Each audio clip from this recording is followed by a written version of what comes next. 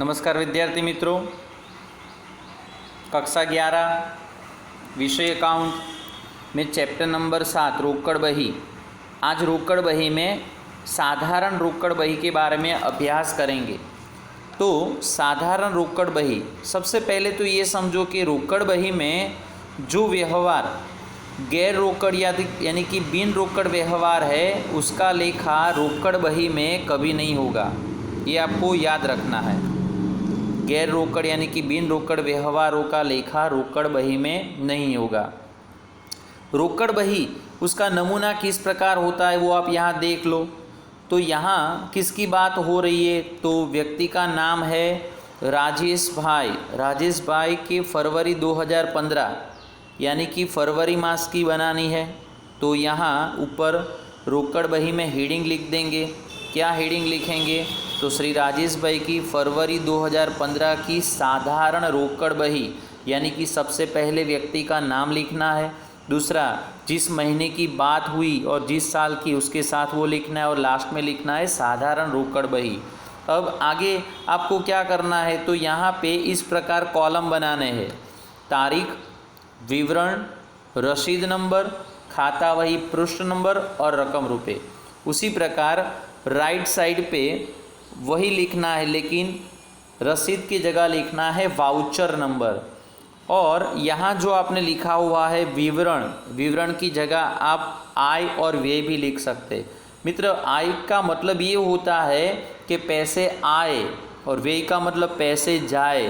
तो जिन व्यवहारों में रोकड़ आती है यानी कि नकद आती है वो उधार लिखेंगे, और जिसमें रोकड़ जाती है वो जमा लिखेंगे, और बाकी के व्यवहारों का लेखा नहीं होगा। तो यहाँ सबसे पहले देखें तो हाथ पर रोकड़ शेष, तो वो शुरुआत यानी कि प्रारंभिक शेष है।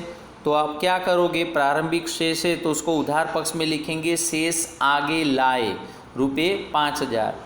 गीता को 3000 का माल रोकड़ी से बेचा। गीता को 3000 का माल रोकड़ी से बेचा। मित्रों, यहाँ पे नकद आ रही है, नकद आए तो उधार पक्ष में लिखना है, यानी कि उसे उधार पक्ष में लिखेंगे। अमित के पास से रुपये 2000 का माल रोकड़ी से खरीदा। रोकड़ जा रही है मतलब जमा पक्ष में लिखेंगे। धंधा में अधिक रकम की जरूरत होने से 5000 नकद धंधा में लाए, तो नकद आ रही है, उधार लिखेंगे। बीमा प्रीमियम के चुकाए तो जमा लिखेंगे, पैसे जा रहे हैं। गणेश फर्नीचर मार्ट में से रुपये 4000 का फर्नीचर रोकड़ से खरीदा, यानी रोकड़ जा रही है तो जमा पक्ष में लिखेंगे। कमीशन पेटे 1500 मिले, आई मतलब उधार लिखेंगे। दलाली के चुकाए मतलब जावक हुई तो जमा लिखेंगे। महेश के पास से लेना में से 3000 मिले, पैसे आए तो उधार लिखेंगे। वेतन और लारी भाड़ा के चुकाए, जावक हुई तो जमा लिखेंगे।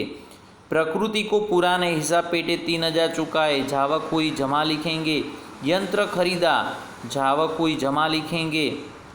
धंधा में अधिक रकम की जरूरत पड़ने से रमेश भाई के पास से 10,000 की लोन ली, पैसे आए इसलिए उधार लिखेंगे। रोकड़ खरीदी की पैसे गए तो जमा लिखेंगे। प्राइम कॉरपोरेट बैंक में 3000 भरे, जावक हुई तो जमा लिखेंगे। यानी सिंपल बात इतनी समझो, जिन व्यवहारों में नकद आती है वो रकम उधार लिखनी है, जो रकम जाती है उसे जमा लिखना है। चलो अब शुरुआत करें। तो शुरुआत में धंधे में जो नकद है उसको लिखेंगे शेष आगे लाए, इसीलिए यहाँ पे लिखा है शेष आगे लाए। यानी कि धंधे में कितनी नकद थी? तो 5000, उसे कहेंगे प्रारंभिक शेष। तो यहाँ सबसे पहले आपको तारीख लिखनी है 2015 फरवरी 1। अब आगे हर बार फरवरी लिखने की ज़रूरत नहीं, क्योंकि फरवरी महीने का ही हम बना रहे हैं, इसीलिए। अब आगे देखें तो यहाँ व्यवहार नंबर 3 देखो। गीता को 3000 का माल बेचा यानी बिक्री हुई, तो विवरण में बिक्री लिखा जाएगा। देखो उधार पक्ष में लिखा हुआ है बिक्री। ओके, आगे उसके बाद अमित के पास से 2000 का माल रोकड़ी खरीदा, तो रोकड़ी खरीदा, खरीदी हुए पैसे गए तो जमा पक्ष में लिखेंगे खरीद खाता। देख सकते हो जमा पक्ष में पहला लिखा हुआ है खरीद खाता 2000 और तारीख नहीं भूलना है। धंधा में अधिक रकम की ज़रूरत होने से 5000 धंधा में नकद लाए, यानी उसे कहेंगे पूंजी। तो उधार पक्ष में देखो पूंजी खाता लिखा हुआ है 5000 7 तारीख में। आगे रुपये 800 बीमा प्रीमियम के चुकाए, पैसे गए, बीमा प्रीमियम खर्च है तो जमा पक्ष में देखो 9 तारीख बीमा प्रीमियम खाता 800 रुपये।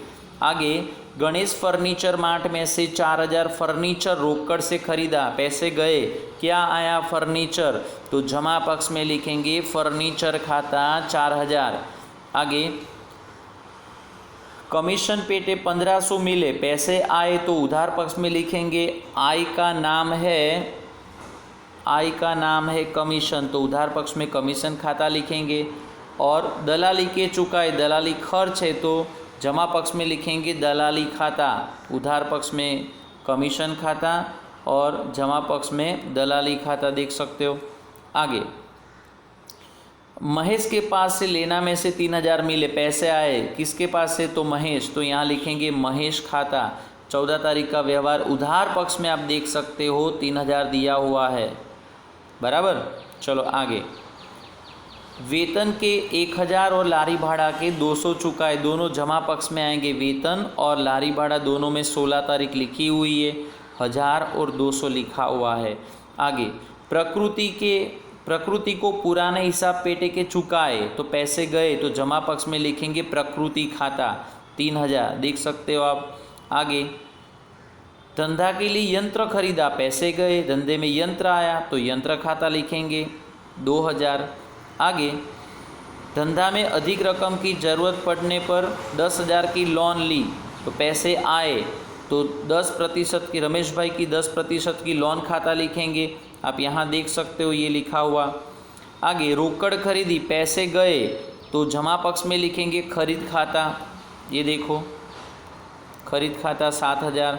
आगे देखें तो प्राइम कॉरपोरेट बैंक में 3000 भरे, पैसे गए तो जमा पक्ष में लिखेंगे बैंक खाता, प्राइम कॉरपोरेट कंपनी, तो यहाँ लिखेंगे 3000। ओके। अब क्या करना है, तो रोकड़ आय जो है, ये रोकड़ आय का टोटल करेंगे।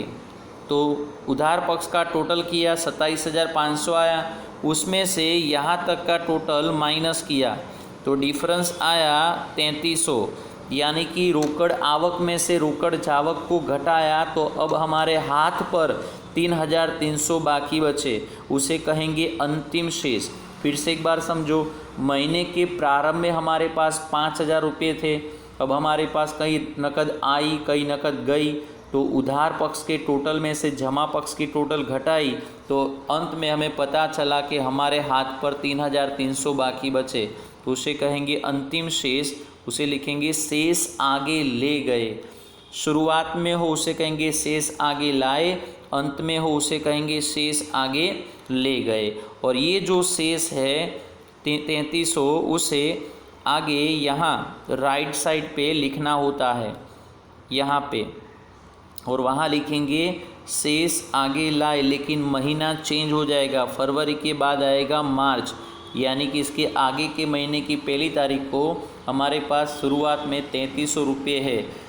जैसे फरवरी महीने में हिसाब किया उसी प्रकार मार्च में होता है। तो यहाँ पे ये सवाल ख़त्म हुआ। आपको क्या करना है, तो यहाँ पे ये दोनों पक्ष में टोटल करना है, टोटल के नीचे डबल लाइन होनी चाहिए और ये जो डिफरेंस आया उसके सामने लिखेंगे शेष आगे ले गए, यानी कि सबसे पहले उधार पक्ष का टोटल करो, उसमें से जमा पक्ष का घटाओ, जो डिफरेंस आए वो डिफरेंस कहेंगे शेष आगे ले गए।